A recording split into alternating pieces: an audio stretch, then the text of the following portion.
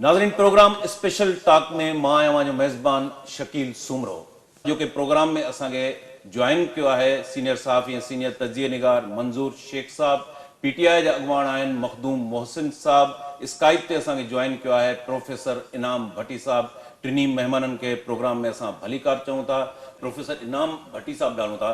जी इनाम साहब, तव्हां कीअं ॾिसो था चीफ ऑफ आर्मी स्टाफ जो ही ईअं सम्झो तो फेयरवेल हिकिड़ी गैदरिंग हुई ऐं तकरीब हुई ऐं उनमें चीफ ऑफ आर्मी स्टाफ जेका खिताब कयो आहे, जंहिंमें इहो एतराफ़ कयो वियो आहे त गुज़िरियल 70 सालनि दौरान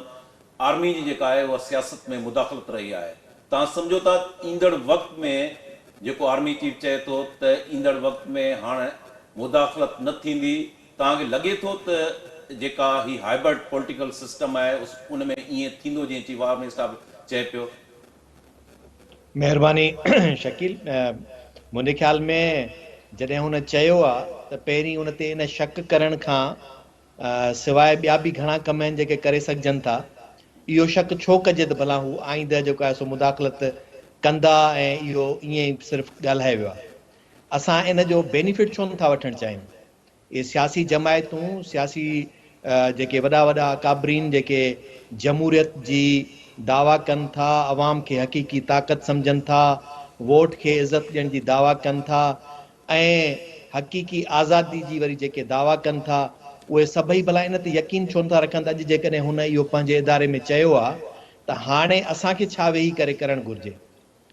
पाकिस्तान जी सियासत में शुरूआती दौर में ब्यूरोक्रेसी ऐं जुडिशरी जी गठजोड़, उन खां 50 वारे ॾहाके खां पोइ वरी ब्यूरोक्रेसी, मिलिट्री ऐं जुडिशरी जी गठजोड़, उन्हनि सभिनी सां गॾिजी जेको बेनिफिशरी करप्ट सियासत जेका रही आहे उन जो हिकिड़ो सबबु रहियो आहे जो हुननि पंहिंजो पाण ते यकीन करण ई छॾे ॾिनो आहे त को हक़ीक़ी ताक़त जो सरचश्मो अवाम थींदो आहे। इहे सिर्फ़ु लफ़ाज़ियूं, तक़रीर जा जुमिला ऐं इलेक्शन मंशूर जा टुकड़ा त थी सघनि था, पर हर कंहिंखे तव्हां ॾिठो हूंदो त सिर्फ़ु मक़ामी सतह ते जेका यूनियन काउंसिल इलेक्शन थिए थी न, उते बि जेको साहब उम्मीदवार आहे ऐं 100% उनखे यकीन ध्यानी थी खपे त मां खटे अचां, त उहो उते इन डिस्ट्रिक्ट जे उन ऑफिसर वटि वञी करे वेही थो रहे त हिननि खे फ़ोन बि कयो, हिननि खे चयो बि, गुज़ारिश कयो त जीअं जेको आहे सो वोट मूंखे कराए। त मुंहिंजे ख़्याल में जंहिं इदारे खे जॾहिं असां पाण दावत ॾेई दर ते वठी था अचूं या वरी उन्हनि जे दरवाज़े ते वञी करे दर खड़काए उन्हनि खे चऊं था त असांजी हीअ मदद कयो, त पोइ यकीनी तौर ते बार बार उहे इन्हनि शयुनि में मुदाख़लत कंदा रहंदा ऐं पोइ हुननि खे उहो रुॻो जवाज़, पोइ भले खणी असां ईअं चऊं त उन जवाज़ जे पुठियां ख़ुदि हुननि जो पंहिंजो हिकिड़ो मैकेनिज़म जुड़ियल आहे जंहिंखे जवाज़ बणाए करे पोइ जेको आहे हुननि खे सियासतदाननि खे हुनजे दर ते वञिणो थो पए। पर जॾहिं हींअर तव्हांखे इहो जवाज़ मुहैया करे था ॾियनि त अॼु उहो चीफ ऑफ आर्मी स्टाफ जॾहिं पंहिंजे उन इदारे जे अंदरि ॿाहिरि जेकॾहिं कंहिं प्रेस क्लब में या कंहिं ॿी कंहिं तक़रीब में चए हा न, त पोइ बि खणी चइजे हा त जस्ट फॉर डायलॉग आहे, जेकॾहिं ईअं चइजे हा त भई मिड़ई ॻाल्हियुनि जी हद ताईं आहे। पर जेको शख़्स वेंदे वक़्तु पंहिंजे इदारे में वेही करे जॾहिं इहा ॻाल्हि करे थो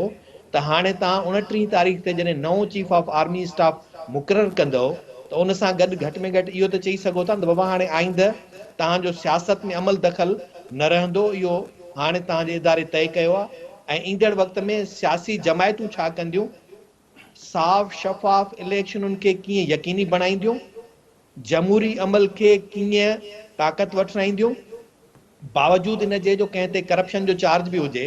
पर उन जे लाहिण जो तरीक़ेकार ऐं वञण जो तरीक़ेकार जेको अवाम खे ॾिनल मैंडेट आहे उन जे ज़रिए हूंदो, न के उन्हनि टेलीफोन कॉल्स ते, न को उन्हनि हिकिड़े जेको आहे सो मैनेज कयल सिस्टम्स जे ज़रिए किन माण्हुनि खे हेॾां खणी होॾे ट्रांसपोर्ट करणु, किन खे हुतां खणी होॾे ट्रांसपोर्ट करणु, या कॾहिं इलेक्शन कमीशन जे ज़रिए या कॾहिं जुडिशल तरीक़ेकार जे ज़रिए उन्हनि खे जेको आहे सो शफ़िल कयो वेंदो।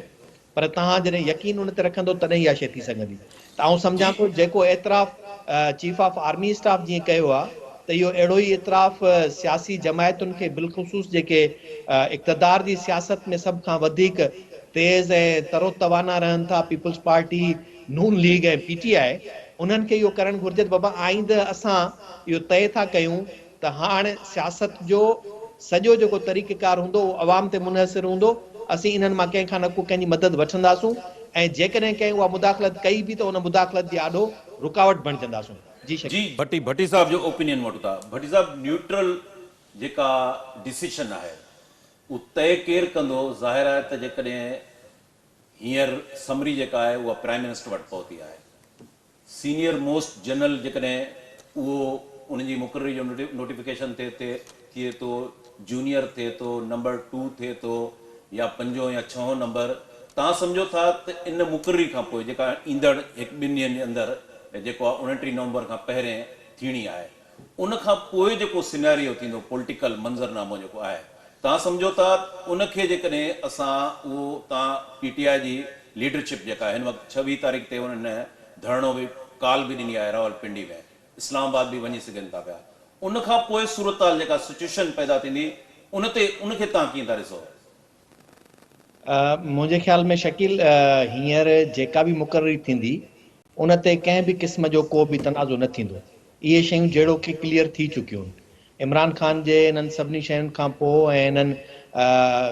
तक़रीबन सभिनी जे गॾियल सलाहनि खां पोइ जेके 6 नाला आया आहिनि, 6 मां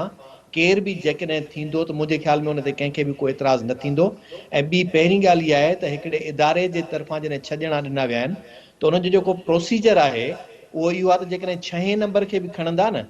त पहिरियां जेके हूंदा उन्हनि खे पंहिंजी पोस्ट ख़ाली करणी पवंदी आहे।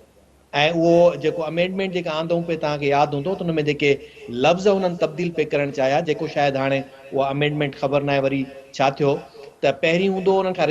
रेज़िग्नेशन वठंदा। त हाणे जेको लफ़्ज़ हुयो हुननि चयो पए त लफ़्ज़ रेज़िग्नेशन न हुजे पर उहो जेको आहे सो रिलीज़ हुजे। त जेको रिलीज़ माना जेके उन खां मथां सीनियर हूंदा त उनखे चइबो त now you are released from your services,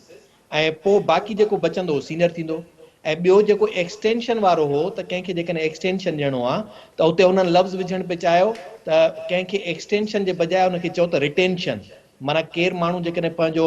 service जो मुदो पूरो थो करे वञे त हाणे उनखे तव्हां इहो न चओ त भाउ तोखे एक्सटेंशन था ॾियूं, तव्हां उनखे चओ त we retain you to continue your services. त इहो त हाणे इहो त उन्हनि जे इदारे जी तरफ़ां हूंदो जेको बि हूंदो, पर इनखे मां ईअं थो सम्झां त सॉफ्टली ही त थी वियो मामिलो हल। हाणे जेको अची मामिलो मुंझंदो, जेको टकराव पैदा थींदो उहो यकीनी तौर ते उहो इलेक्शन ते ई थींदो त ईंदड़ चूंडूं कॾहिं थियनि, कीअं थियनि, ऐं उन जे अंदरि कंहिंजी का मुदाख़लत हूंदी या न हूंदी। त मुंहिंजे ख़्याल में जेको घणो डप ड्राव थियो पए उहो हुयो ई इहो त जॾहिं जेकॾहिं कंहिंजे पसंदि जो माण्हू आंदो वेंदो त ॿी धुर खे डपु इहो पियो रहे त जेकॾहिं इहो माण्हू त यानी उहो हुनखे 100% अश्योर कंदो त ईंदड़ इलेक्शन्स तव्हां खटे वेंदो, छाकाणि त इक़्तिदार में हींअर तव्हां वेठा आहियो, वरी तव्हां पंहिंजे मनपसंदि उहो माण्हू बि खणी छॾियो। हाणे उन जॾहिं हिकिड़े इदारे जे तरफ़ां इहा शइ क्लियर थी थिए ऐं वाज़े थो थिए त असांजो इन में न को अचे न वञे, हाणे तव्हां पाण तइ कयो त हाणे ते इहो टाइम अचे थो त इहे सियासी धुरियूं आया वरी बि पाण में वेही करे इन्हनि शयुनि ते वाक़ई आमादा थियनि थियूं त ईंदड़ वक़्त में सियासत जा रस्ता, जमहूरियत जा रस्ता कीअं उहे मज़बूत ऐं मुस्तहकिम करे सघजनि था, या वरी उन में हर को पंहिंजा पंहिंजा लूप होल्स कढणु शुरू करे ॾींदो। जेकॾहिं आऊं वेही करे इन में सोचां त हाणे जेको नओं हमराह अची वियो आहे उनखे आऊं चवां त हाणे जेको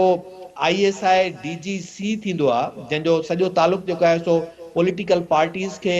मैनेज एंड मॉनिटर करणु हूंदो आहे, त उहो मुंहिंजी पसंदि जो लॻी वञे त पोइ वरी शइ थींदी माना ख़राबु। हाणे जेकॾहिं उते इहे शयूं थींदियूं त पोइ उहो सॼो वरी जेको आहे सो